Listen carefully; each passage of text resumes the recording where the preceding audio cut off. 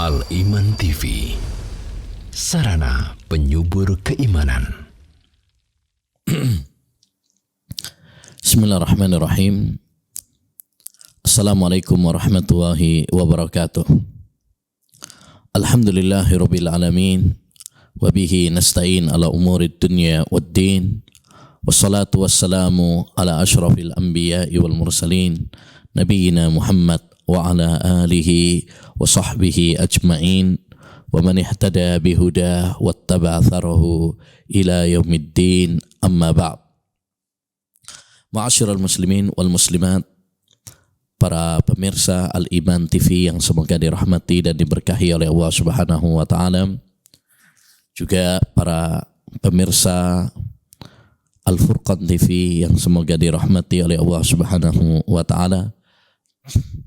Alhamdulillah, kita bisa bertemu kembali dalam kajian kita setiap Rabu pagi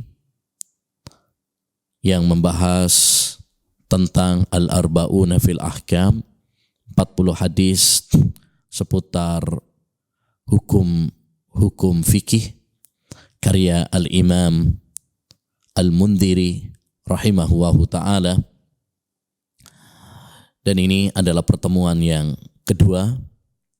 Sebelumnya telah kita bahas muqaddimah kitab ini, sekaligus hadis pertama, hadis pembukaan yang berisi la yaqbalullah salata ahadikum idza ahdasa hatta yatawadda. Tidaklah Allah Subhanahu wa taala menerima salat seorang di antara kalian, baik salat wajib maupun salat sunnah, apabila dia hadas sampai dia berwudu. Hadis ini menunjukkan kepada kita bahwa syarat sahnya salat adalah taharah, suci dari hadas, baik dari hadas besar maupun dari hadas kecil.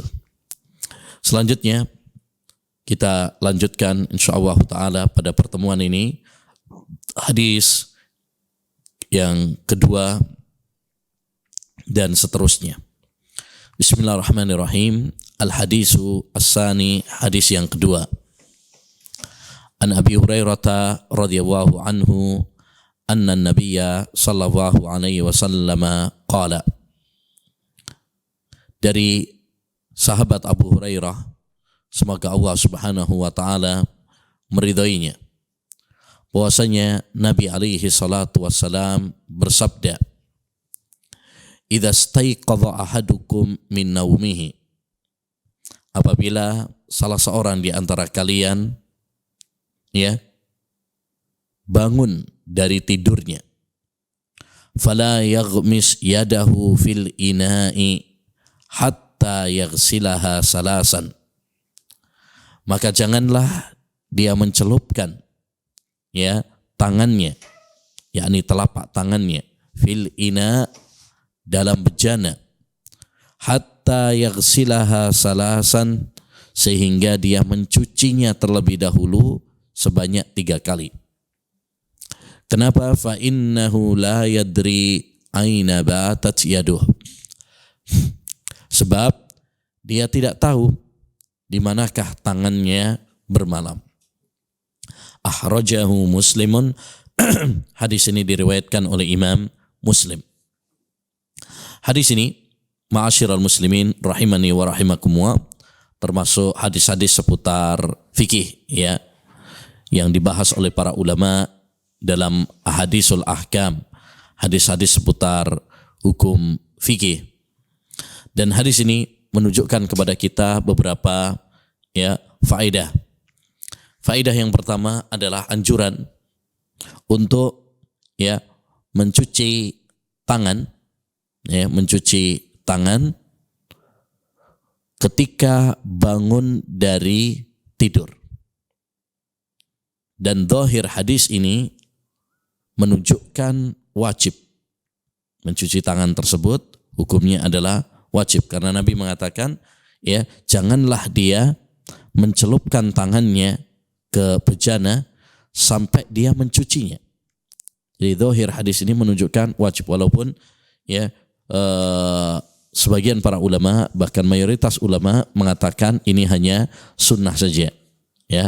Tapi kalau kita menguatkan kaidah fikih atau usul fikih, al aslu fil amri ufidul wujub, hukum asal dalam perintah menunjukkan wajib, maka zahir hadis ini menunjukkan wajib, ya. Maka tidak boleh bagi kita apabila bangun dari tidur langsung mencelupkan tangan kita ke bejana, ke air, sampai kita mencucinya terlebih dahulu. Kenapa demikian? Ya, karena Islam adalah agama yang sangat mencintai kebersihan. Ya, yang sangat mencintai kebersihan. Kita tidak pernah tahu apa yang diperbuat oleh tangan saat kita tidur. Ya, mungkin dia garuk-garuk, ya, mungkin dia mengenai ya bagian-bagian yang kotor dan sebagainya. Maka sebagai bentuk ikhtiar, sebagai bentuk usaha, ya, sebagai bentuk antisipasi dari hal-hal yang tidak diinginkan, Islam menganjurkan kepada kita untuk mencuci tangan terlebih dahulu, ya. Karena Islam sangat menekankan kepada kebersihan, Islam sangat menekankan kepada kita, kepada kesehatan. Ya, kita ingat bahwa di awal-awal ya COVID, santer, ya, anjuran untuk sering cuci tangan. Ya, kenapa? Karena bisa jadi pada tangan terdapat virus, ya, kotoran yang menyebabkan penyakit dan lain sebagainya. Disinilah ya kenapa Islam menekankan kepada kita untuk mencuci tangan, ya, mencuci tangan ketika wudhu, ketika bangun tidur, ya, ketika selesai makan, mau makan. Semua itu menunjukkan kepada kita betapa Islam sangat menekankan kepada kebersihan, kepada kesehatan. Tapi intinya hadis ini menunjukkan kepada kita anjuran untuk ya mencuci tangan kita ketika bangun dari tidur, ya. Berapa? 3 kali. Ya, 3 kali, ini yang paling afdal, ini yang paling ditekankan, ya. Adapun kalau kurang daripada itu tidak mengapa, insyaallah taala. Kemudian setelah beliau menjelaskan hukumnya, yaitu anjuran untuk mencuci tangan ya terlebih dahulu, beliau menjelaskan tentang hikmahnya.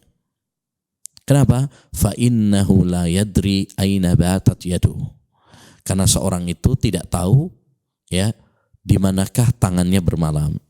Ini menunjukkan kepada kita bahwa konteks hadis ini adalah apabila bangun dari tidur malam. Ya, tidur malam. Adapun tidur siang maka tidak termasuk. Ya, karena lafaz batat itu ditujukan ya untuk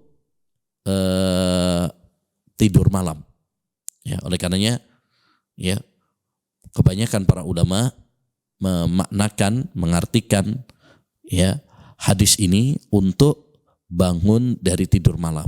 Karena ini yang pulas, yang lama, ya.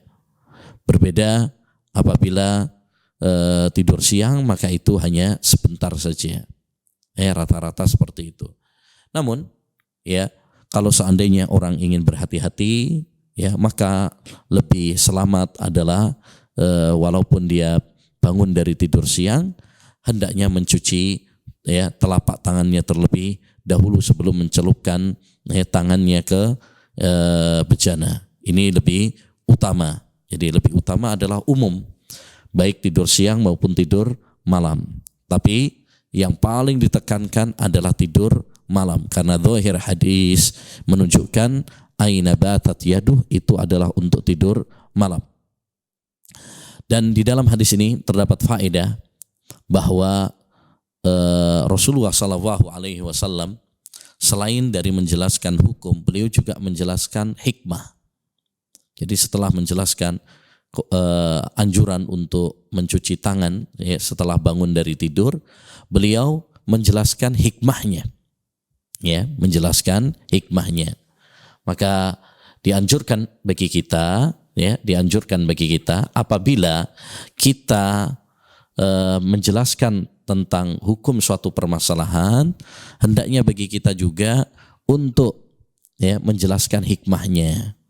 Agar apa? Agar orang semakin mantap, ya, semakin yakin tentang hukum-hukum syar'i, dan agar juga bisa dikiaskan, dianalogikan dengan masalah-masalah yang lain yang serupa. Oleh karenanya Syekh Ibnu Utsaimin rahimahullah ta'ala sering menekankan hal ini, bahwa kita kalau mau menjelaskan suatu hukum, jelaskan juga hikmahnya. Ya, kenapa? Karena satu, untuk menunjukkan keindahan agama Islam. Ya, untuk menjelaskan keindahan agama Islam. Yang kedua adalah agar bisa dianalogikan kepada yang lainnya, ya, yang sama hukumnya. Kemudian yang ketiga, agar lebih mantap, ya, lebih yakin dalam menjalankan syariat-syariat Allah Subhanahu wa ta'ala. Baik. Selanjutnya hadis yang ketiga, An Salman radhiyallahu anhu qala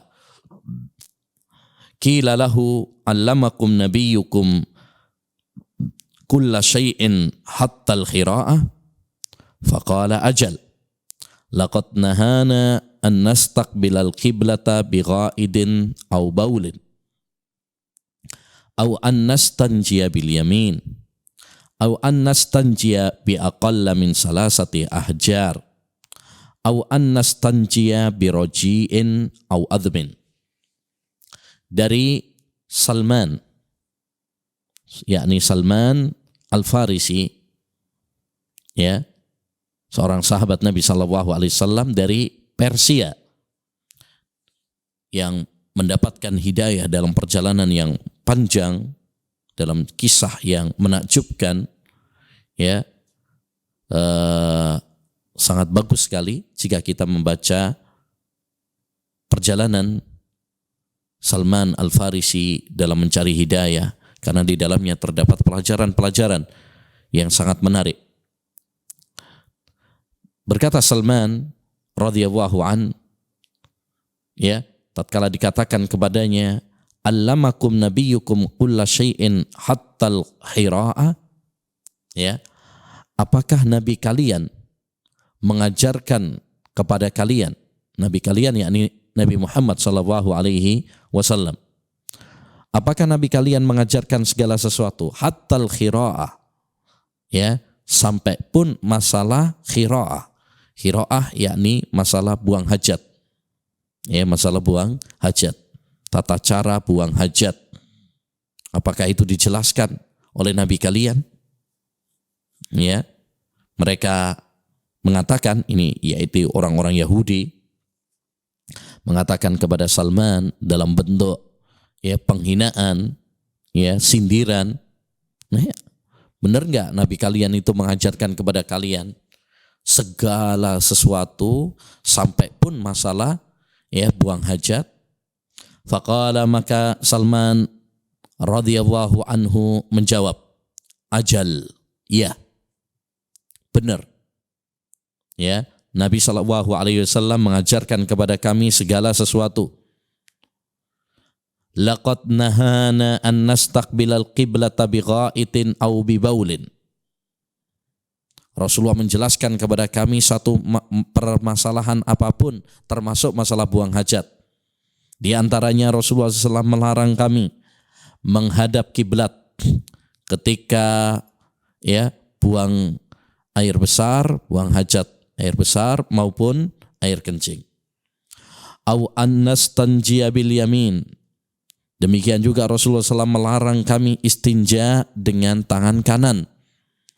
au an nastanjiya bi aqalla min salasati ahjar. Demikian juga Rasulullah SAW melarang kami istinja ya kurang dari 3 batu. Au an nastanjiya bi raji'in au admin.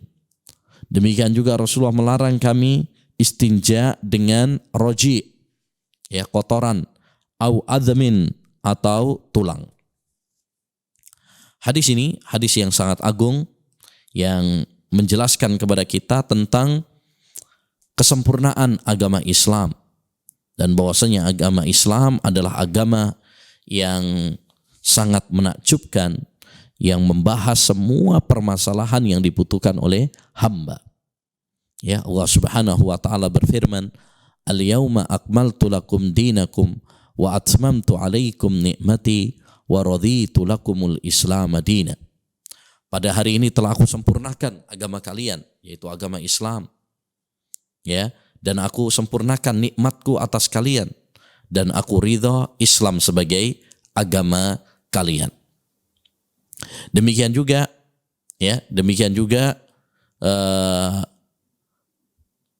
sahabat Abu Dzar Al-Ghifari radhiyallahu an, beliau pernah mengatakan, tarakana Rasulullah sallallahu alaihi wasallam wa ma ta'irun yuqallibu janahaihi illa wa huwa yadhkuru lana minhu ilma. Rasulullah sallallahu alaihi wasallam wafat meninggalkan kami dan tidak ada seekor burung pun yang mengepakkan sayapnya kepada kami, tidaklah seekor burung pun mengepakkan sayapnya kecuali Rasulullah telah menjelaskan ilmunya kepada kami. Artinya Rasulullah sudah menjelaskan semuanya. Sampai masalah-masalah ya buang hajat pun sudah dijelaskan oleh Nabi SAW. Tidak ada yang disembunyikan oleh beliau. Semua ya hal yang mengantarkan menuju surga sudah disampaikan. Semua hal yang menjauhkan dari neraka sudah disampaikan. Tinggal kita mau mempelajarinya dan mengamalkannya atau enggak. Taib. Dari hadis ini juga dapat kita ambil ya beberapa faedah seputar hukum fikih ya, terutama masalah buang hajat ya, karena ini kaitannya dengan toharoh, bersuci juga ya, di mana kita dianjurkan untuk bersuci setelah buang hajat, setelah kencing ya. Jangan sampai kita tidak perhatian dengan masalah ini sehingga menyebabkan kita ya disiksa di azab kubur. Nabi SAW pernah mengatakan aksaru adzabil qabri minal baul. Kebanyakan azab kubur itu adalah dari kencing. Maksudnya disebabkan orang yang tidak perhatian dengan masalah kencingnya sehingga dia nyiprat ke bajunya, ke badannya, atau dia tidak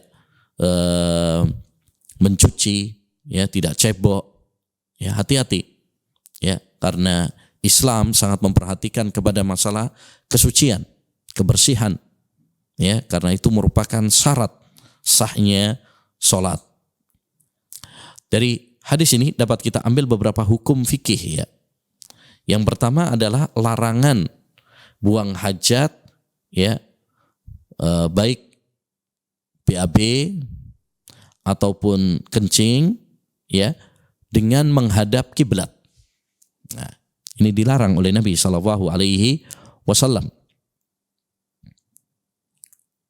Sebagaimana dalam hadis Abu Ayyub Al-Ansari ya, bahwa Rasulullah SAW melarang ya menghadap kiblat atau membelakanginya saat buang hajat. Walaupun mayoritas ulama mengatakan bahwa larangan tersebut kalau di tanah lapang. Adapun apabila di tempat yang tertutup, maka ya tidak sampai kepada hukum haram tetapi makruh. Ya, tetapi hanya ya makruh atau diperbolehkan. diperbolehkan. Kenapa? Karena dalam riwayat yang lain Rasulullah Shallallahu Alaihi Wasallam pernah beliau membelakangi kiblat. Beliau membelakangi kiblat sebagaimana dalam hadis Ibnu Umar radhiyallahu an. Sehingga para ulama rahimahumullah taala mereka menggabung antara dua hadis tersebut bahwa apabila di tempat yang terbuka, di tempat yang luas baru itu dilarang menghadap kiblat atau membelakanginya. Adapun apabila sudah tertutup maka tidak mengapa. Ini pendapat mayoritas ulama untuk menggabung antara dua hadis yang dohirnya bertentangan. Sebab di antara kaidah yang disebutkan oleh para ulama, al-jam'u aula minat tarjih. Menggabung antara dua hadis yang sekilas bertentangan itu lebih utama daripada kita mentarjih, menguatkan salah satunya. Jadi intinya Rasulullah SAW melarang kita untuk menghadap kiblat atau membelakanginya saat qada'ul hajah. Sebagai penghormatan kita kepada kiblat, sebagai bentuk penghormatan kita kepada kiblat. Dan perlu diketahui bahwasanya masalah menghadap kiblat itu ada yang wajib seperti ketika sholat diwajibkan untuk menghadap kiblat, ada yang haram seperti ketika buang hajat, ada yang boleh, ada yang boleh jika tidak ada larangannya, seperti tidur misalkan menghadap kiblat boleh, atau duduk menghadap kiblat boleh. Ada kalanya juga adalah makruh, makruh seperti yang disebutkan oleh para ulama usai sholat, karena usai sholat itu hendaknya menghadap makmum, bukan menghadap kiblat saja. Taib. Larangan yang kedua dari hadis yang mulia ini adalah au annastanjiya bil yamin, istinja dengan tangan kanan. Ini dilarang. Kenapa dilarang? Karena tangan kanan itu adalah untuk sesuatu yang mulia. Rasulullah SAW sangat memuliakan tangan kanan. Disebutkan dalam hadis Aisyah, kana Nabi SAW yu'jibuhu at-tayammunu fi tana'ulihi wa tarajjulihi wa fi sya'nihi kullih. Adalah Rasulullah sallallahu alaihi wasallam mementingkan, mendahulukan yang kanan dalam bersandal, bersisir, dalam berwudu dan dalam segala urusannya. Dalam segala urusannya. Oleh karenanya, karena kanan itu adalah untuk sesuatu yang mulia, maka tidak pantas apabila seorang cebok untuk membersihkan dari kotoran dengan tangan kanan. Ini dilarang oleh Nabi Shallallahu Alaihi Wasallam. Hendaknya pakai tangan kiri. Oleh karenanya para ulama mengatakan bahwa kanan itu untuk sesuatu yang mulia, kiri untuk sesuatu yang kotor seperti cebok. Makanya para ulama membagi masalah ini menjadi 3. Satu, kalau untuk urusan-urusan yang mulia, yang baik, maka didahulukan yang kanan. Seperti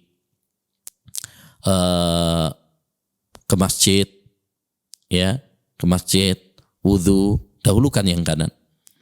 Yang kedua, apabila untuk sesuatu yang kotor, maka dahulukan yang kiri. Dan yang ketiga, apabila bukan yang baik ataupun yang kotor, maka hukum asalnya pakai kanan. Taib.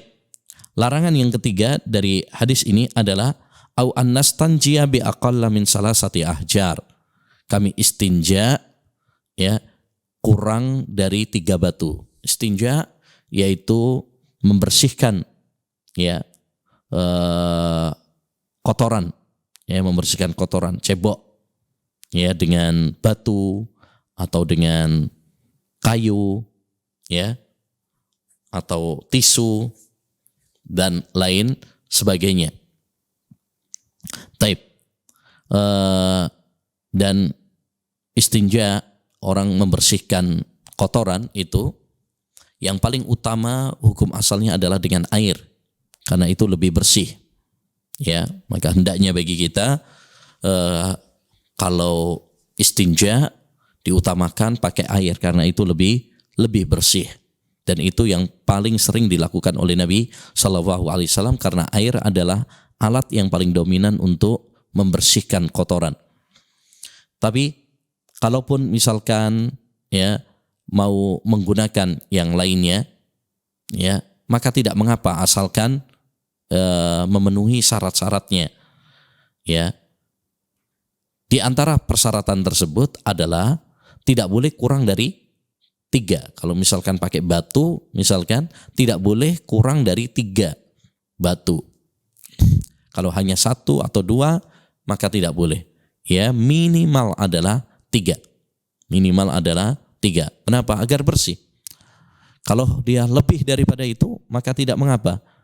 Ya, tetapi lebih utama adalah dengan ganjil, bilangan ganjil 5, 7, ya 9 misalkan. Ya, apakah harus batu? Tidak harus batu. Boleh yang lainnya juga, kayu misalkan atau tisu. Ya, yang penting adalah benda-benda yang bersih, ya, benda-benda yang suci, bukan najis, ya, bukan tulang, bukan kotoran, dan bukan sesuatu yang dimuliakan, misalkan kertas mushaf, ya, atau buku, ya. Tidak, ya. Taib.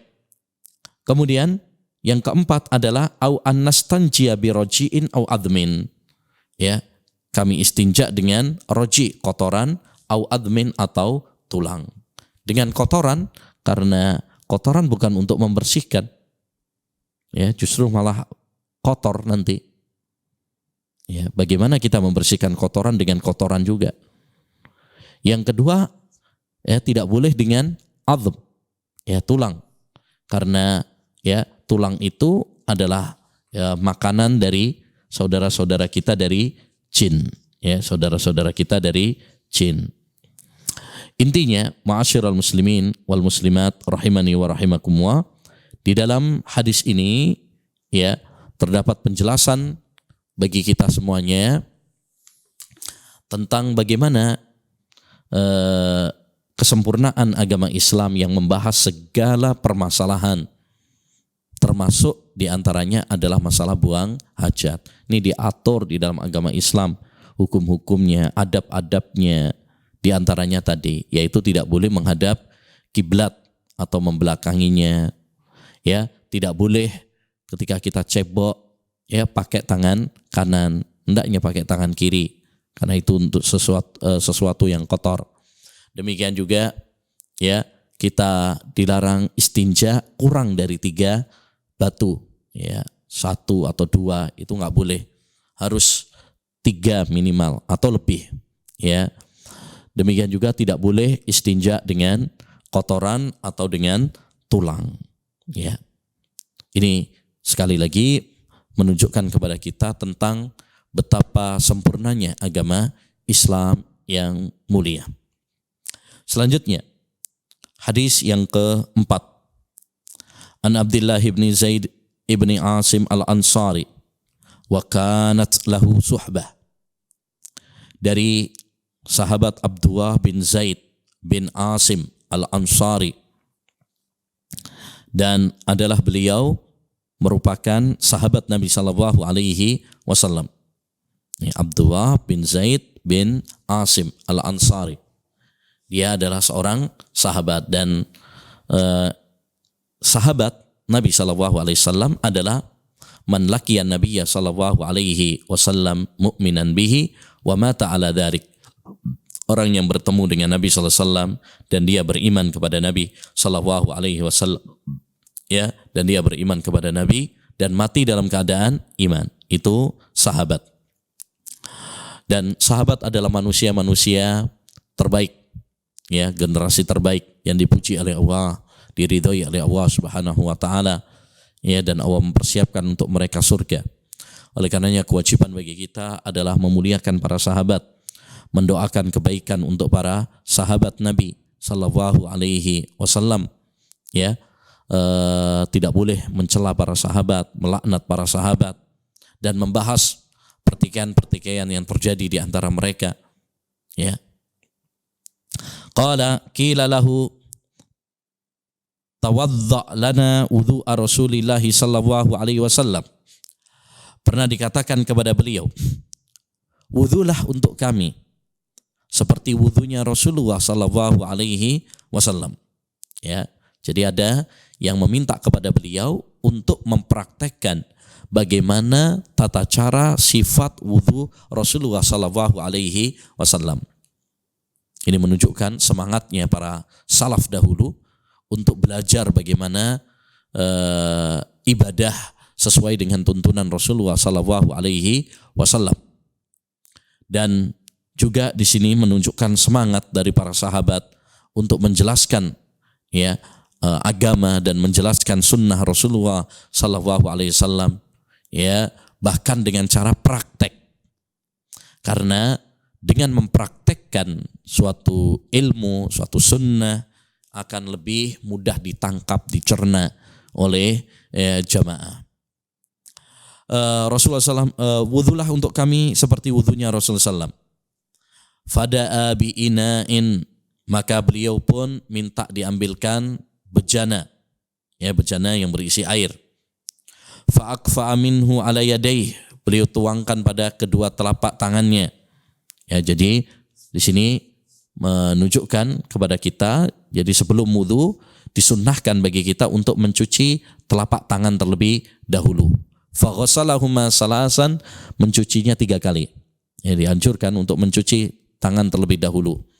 Ini sunnah, ya, ini sunnah, tidak sampai wajib tapi sunnah. Kenapa? Karena tangan ini adalah alat yang akan kita pakai untuk berwudu. Ya, sebelum kita berkumur, sebelum kita cuci muka, ya, kita bersihkan dulu alatnya. Jangan sampai nanti tangannya kotor sehingga kita berkumur, ya, bercampur air kita dengan kotoran, begitu. Jadi ini menunjukkan kepada kita sunnahnya mencuci tangan terlebih dahulu.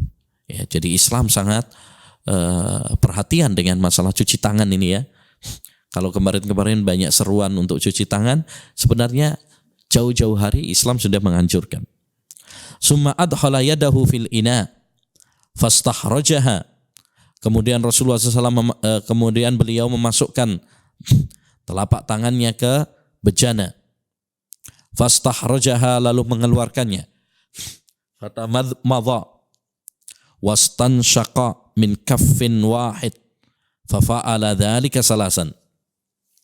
Lalu beliau berkumur, lalu istinsyak, ya, istinsyak yakni memasukkan air ke hidung, min kaffin wahid, dari satu telapak tangan. Jadi ini menunjukkan bahwasanya satu, berkumur-kumur sama istinsyak itu jadi satu, bukan sendiri-sendiri. Jadi kumur, ya, bawa air begini, kita berkumur, sebagian air untuk berkumur dan sebagian air masuk ke hidung, istinsyak, ya, istinsyak. Kita melakukannya, ya, 3 kali. Ini sunnahnya. Kalau 1 kali boleh, 2 kali boleh, tetapi yang lebih utama adalah 3 kali karena ini yang paling sering dilakukan oleh Nabi Sallallahu Alaihi Wasallam. Jadi ini menunjukkan kepada kita anjuran ketika berwudu itu adalah apa? Berkumur, ya, dan istinsyak, ya, berkumur dan istinsyak. Dan pendapat yang kuat bahwasanya berkumur dan istinsyak hukumnya adalah wajib. Ya, karena terdapat riwayat-riwayat yang menunjukkan perintah dan hukum asal perintah menunjukkan wajib. Dan istinsyak demikian juga berkumur itu adalah untuk kebersihan mulut kita. Ya, kebersihan mulut kita. Jadi sekali lagi wudu itu adalah untuk kebersihan ya badan kita, untuk kesehatan badan kita. Maka sangat bagus, sangat bermanfaat sekali ya ketika kita berwudu itu. Dan ini juga menunjukkan kepada kita tadi satu faedah bahwasanya berkumur dan istinsyak itu tidak terpisah tapi jadi satu, digabung jadi satu. Taib. Kemudian setelah berkumur dan istinsyak ya 3 kali, summa adkhala yadahu fil ina. Beliau memasukkan tangannya, telapak tangannya maksudnya ke bejana. Fastahrajaha, lalu mengeluarkannya. Faghasala wajhahu salasan. Beliau membasuh wajahnya, mengusap wajahnya, ya, mencuci wajahnya 3 kali. Ya, mencuci wajah, membasuh wajah ketika wudu hukumnya wajib. Karena ini perintah Allah dalam Al-Qur'an, faghsilu wujuhakum. Ya, basuhlah wajah kalian. Salasan 3 kali, ini sunnahnya, ini yang paling utama. Kalau seandainya kurang daripada itu juga diperbolehkan. Ya, kalau kurang dari 3 kali, hanya sekali atau 2 kali, maka tidak mengapa. Karena Rasulullah pernah melakukan hanya sekali. Ya, pernah Rasulullah juga cuma 2 kali. Tetapi yang paling sering dilakukan oleh Rasulullah SAW adalah 3 kali. Summa adkhala yadahu fil ina fastakhrajahu.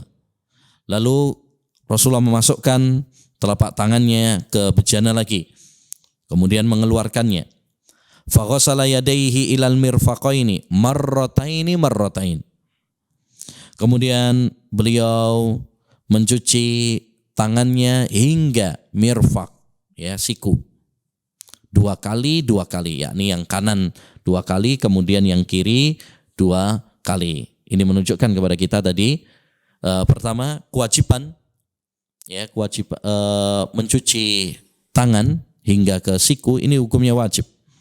Ya, karena Allah perintahkan di dalam Al-Qur'an, wa aydiyakum ilal marafiq, dan cucilah wajah dan ujilah tangan kalian sampai ke siku. Ini menunjukkan wajib. Adapun 2 kali, maka ini menunjukkan bahwasanya mencuci tangan ya hingga ke siku itu boleh 2 kali. Kalau mau 3 kali juga boleh, mau sekali juga boleh. Ya, karena semuanya pernah dipraktekkan oleh Nabi sallallahu alaihi wasallam. Hanya saja yang paling sering adalah ya 3 kali. Summa adkhala yadahu fil ina. Kemudian Rasulullah memasukkan telapak tangannya ke bejana. Fastahrajaha, kemudian mengeluarkannya. Famasaha bi ra'sihi, beliau mengusap. Jadi kalau rambut kepala itu mengusap.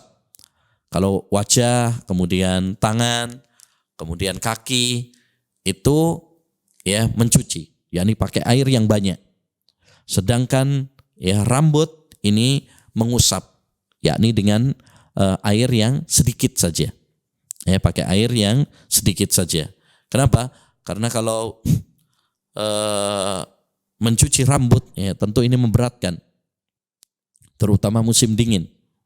Ya, juga karena sulit keringnya, berbeda dengan anggota badan yang lainnya. Famasaha bi ra'sihi, beliau mengusap kepalanya, fa aqbala bi yadayhi wa adbara, ya. Kemudian beliau ya mengusapkannya ke depan lalu ke belakang, ya. Summa ghamasa bisabbabataihi wa ibhamaihi fil ina. Kemudian Rasulullah sallallahu alaihi wasallam ya mencelupkan kedua tangannya ya ke bejana, famasaha udhunaihi dhahirahuma wa batinahuma. kemudian mengusapkan ke telinganya, ya, baik yang luar maupun yang dalam. Jadi maksudnya